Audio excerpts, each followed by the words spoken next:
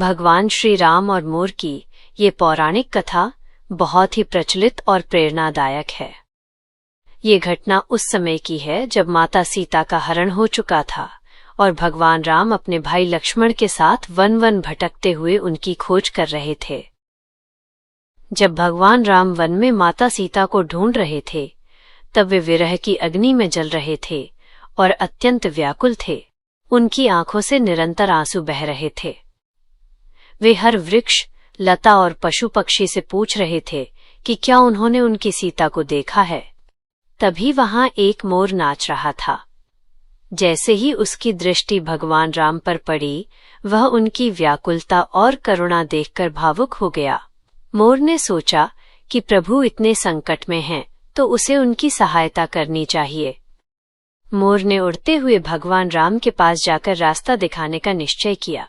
मोर जानता था कि जिस मार्ग से रावण माता सीता को ले गया है, वहां के पदचिन्ह और संकेत उसे पता हैं। मोर ने राम जी के आगे आगे चलना शुरू कर दिया ताकि वे सही दिशा में बढ़ सकें। उस समय वन में भीषण गर्मी थी। मोर को डर था कि प्रभु राम और लक्ष्मण कहीं गर्मी और प्यास से और अधिक व्याकुल न हो जाएं। इसलिए वह मार्ग दिखाने के साथ साथ अपने पंख फैलाकर प्रभु पर छाया करता हुआ चलने लगा। मोर निरंतर नाचता और रास्ता दिखाता रहा। गर्मी इतनी अधिक थी कि मोर के शरीर का तापमान बढ़ने लगा और उसे असहनीय प्यास लगने लगी, लेकिन वो रुका नहीं।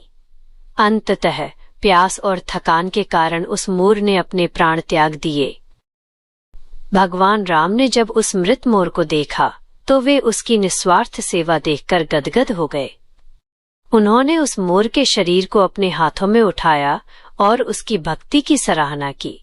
भगवान राम ने मोर को आशीर्वाद देते हुए कहा, हे पक्षीराज, तुमने मेरे लिए अपने प्राणों का त्याग किया है और इस कठिन समय में मेरा साथ दिया है।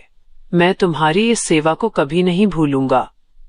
आने वाले समय में जब मैं कृष्ण अवतार लूंगा, तब मैं तुम्हारे इन पंखों को सदैव अपने मस्तक मुकुट पर धारण करूंगा। यही कारण है कि भगवान श्री कृष्ण अपने मुकुट में हमेशा मोर पंख लगाते हैं। ये मोर के उसी निस्वार्थ प्रेम और बलिदान का प्रतीक है जो उसने त्रेता युग में श्री राम के लिए दिया था। ये कहानी हमें सिखाती है कि सच्ची भक्ति और सेवा कभी व्यर्थ नहीं जाती और ईश्वर अपने भक्तों के प्रेम को युगों युगों तक सम्मान देते हैं।